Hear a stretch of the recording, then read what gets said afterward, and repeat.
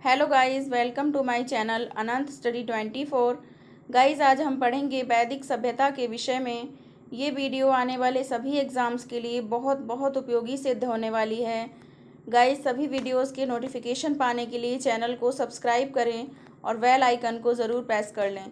तो चलिए शुरू करते हैं हमारा आज का विषय, वैदिक सभ्यता, वैदिक काल। गाइस, वैदिक सभ्यता का जो समय है वो 1500 ईसा पूर्व से 600 ईसा पूर्व माना गया है। 1500 ईसा पूर्व से 1000 ईसा पूर्व ऋग्वैदिक काल माना गया है और 1000 ईसा पूर्व से 600 ईसा पूर्व का समय जो है वो उत्तर वैदिक काल माना गया है। इस काल का नाम वैदिक काल क्यों पड़ा? इस काल का नाम वैदिक काल इसलिए पड़ा क्योंकि इस काल की जानकारी हमें वेदों से मिलती है। साथ ही इस काल में समस्त सामाजिक, आर्थिक, धार्मिक एवं राजनीतिक व्यवस्था का निर्धारण वेदों के द्वारा ही होता था।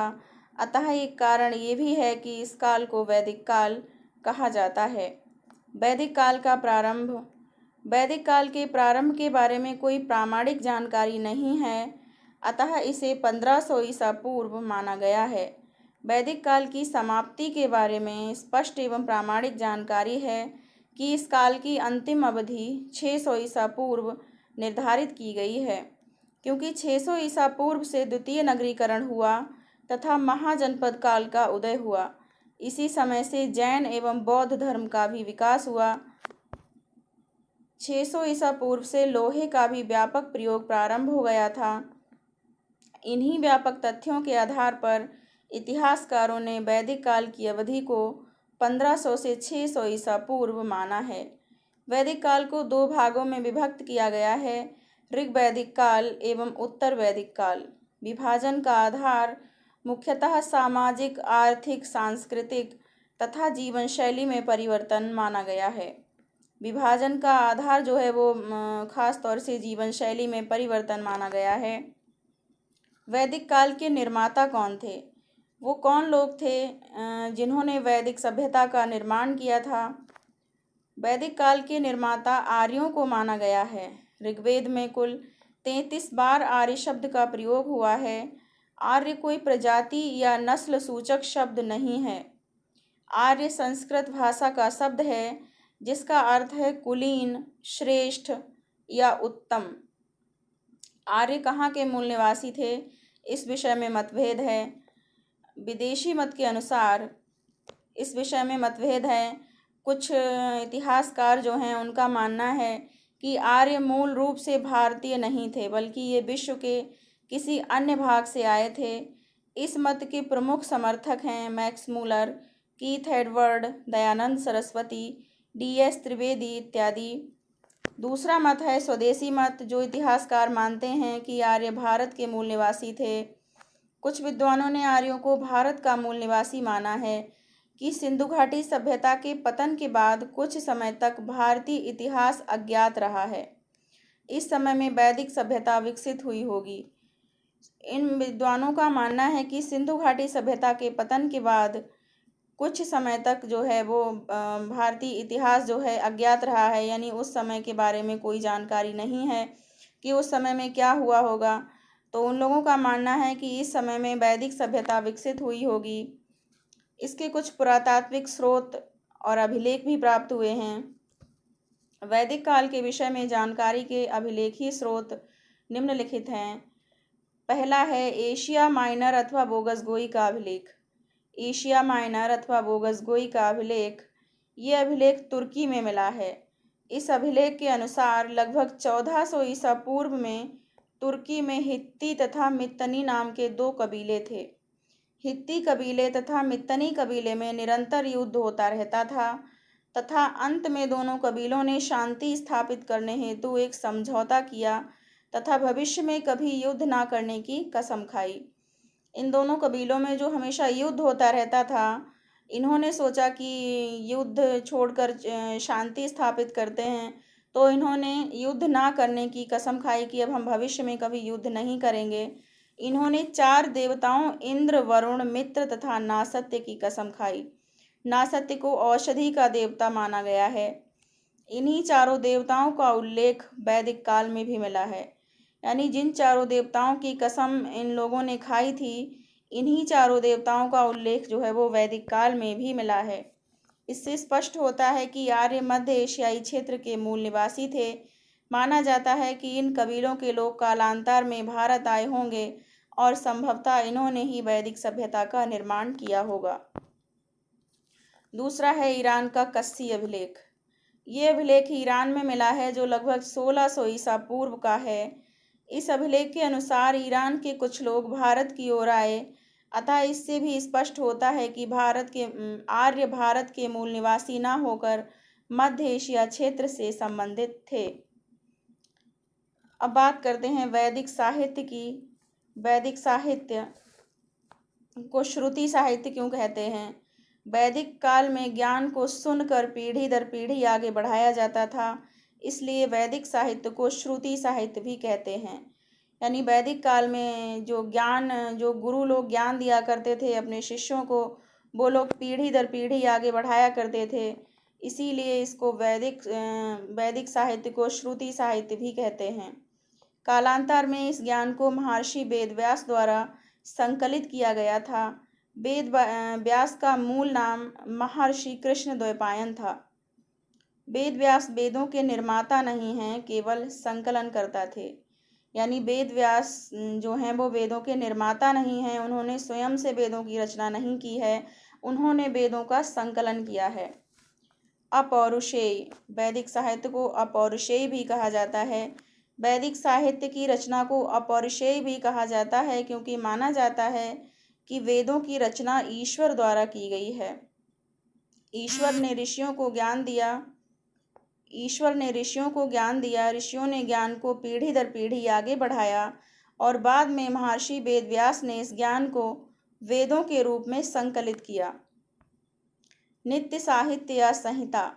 ईश्वर नित्य है, अंतहीन है, इसलिए ईश्वरीय ज्ञान का भी कोई अंत नहीं है।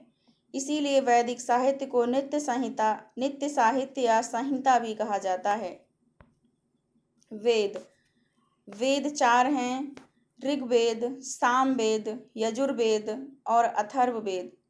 ऋग्वेद, यजुर्वेद तथा सामवेद को संयुक्त रूप से वेद त्रयी कहते हैं क्योंकि इन तीनों की विषय वस्तु लगभग समान है, जैसे कि यज्ञ, धार्मिक अनुष्ठान, देवताओं की प्रार्थना, संगीत, गायन इत्यादि। जबकि अथर्ववेद में जादू टोना, औषधि, तंत्र मंत्र, वशीकरण, पशु पक्षियों एवं कीटों से फसल को बचाने के उपाय इत्यादि शामिल हैं। यानी वेद त्रयी में अथर्ववेद शामिल नहीं है, बाकी ये तीनों वेद जो हैं वो उनको सम्मिलित रूप से वेद त्रयी कहा जाता है क्योंकि इन तीनों की विषय वस्तु लगभग एक समान है। ब्राह्मण, वेदों को आम लोगों तक सरल भाषा में पहुंचाने के लिए लिखित ग्रंथ ब्राह्मण कहलाते हैं, अर्थात वेदों की सरल एवं सुबोध व्याख्या, ताकि सामान्य लोग भी वेदों की बातों को जान सकें। उनको क्या कहते हैं? ऐसे ग्रंथों को ब्राह्मण कहा जाता है। आरण्यक, शिष्यों द्वारा अपने गुरु के पास रहकर जंगलों में सीखे गए ज्ञान का संकलन आरण्यक कहलाता है। इसे वन पुस्तक भी कहते हैं। जो शिष्य लोग अपने गुरुओं के पास वनों में रहकर ज्ञान प्राप्त करते थे और फिर उसका संकलन किया करते थे, तो ऐसी पुस्तकों को आरण्यक कहा जाता है। उपनिषद या वेदांत, एकांत में गुरु, शिष्य, आत्मा, परमात्मा, ब्रह्म जैसे विषयों पर चर्चा से संबंधित ग्रंथों को उपनिषद कहते हैं। उपनिषद वैदिक साहित्य में सबसे अंत में जोड़े गए, इसलिए इसे वेदांत भी कहते हैं। अब बात करते हैं ऋग्वेद की। ऋग्वेद सबसे प्राचीनतम वेद है। ऋग्वेद को हम सबसे प्राचीनतम वेद भी कहते हैं। इसके संकलनकर्ता महर्षि कृष्ण द्वैपायन वेद व्यास हैं। प्रकृति पद्य है। ऋग्वेद जो है वो पद्य में लिखा गया है। ऋग्वेद के 3 भाग हैं: शाकल, बालखिल्य तथा वास्कल। ऋग्वेद के कितने भाग हैं? 3 भाग हैं: शाकल, बालखिल्य और वास्कल। ऋग्वेद के 10 मंडल हैं और 8 अष्टक हैं। इसके 1028 सूक्त हैं और 10,580 मंत्र हैं। ये बहुत ही इम्पोर्टेंट टॉपिक है। ऋग्वेद में कितने मंडल हैं? 10 मंडल हैं। ऋग्वेद में 10 मंडल हैं, 8 अष्टक हैं, 1028 सूक्त हैं और 10,580 मंत्र हैं। पहला मंडल जो है वो अज्ञात है, किसने लिखा है ये नहीं ज्ञात है अभी तक। दूसरा मंडल भार्गव ऋषि द्वारा लिखा गया है। तीसरा मंडल ऋषि विश्वामित्र ने लिखा है। चौथा मंडल जो है वो ऋषि वामदेव ने लिखा है। पांचवा मंडल अत्रि ऋषि ने लिखा है।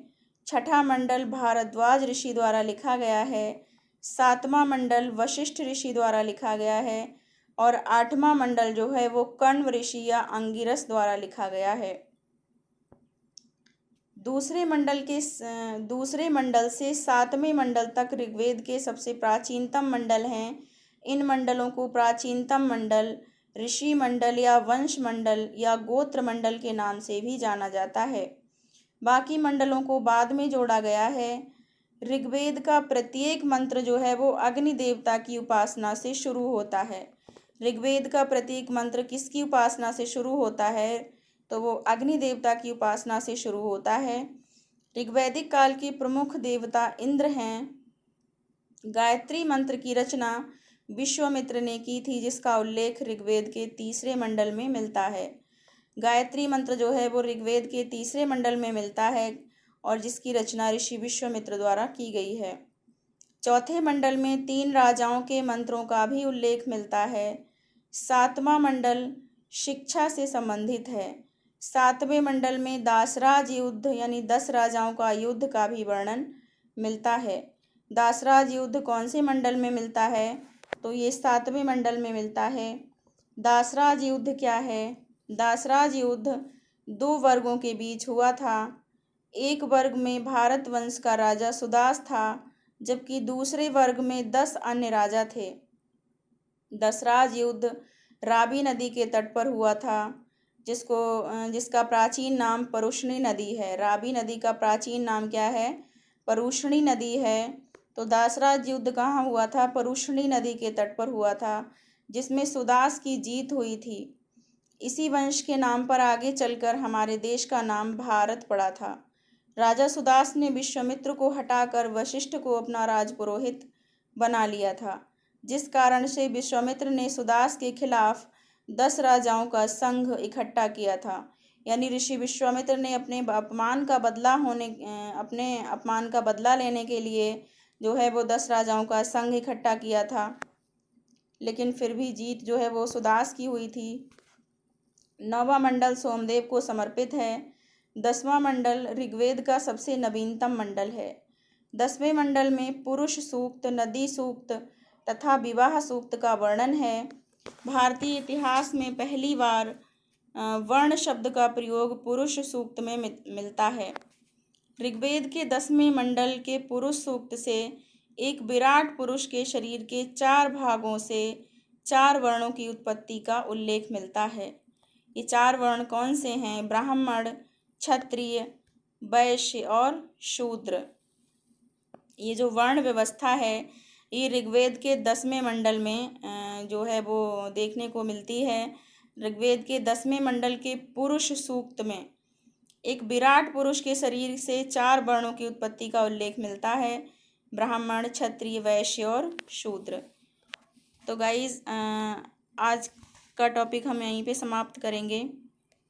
आज की वीडियो में हम यहीं तक पढ़ेंगे। बचा हुआ जो तथ्य है वो हम पार्ट 2 में पढ़ेंगे।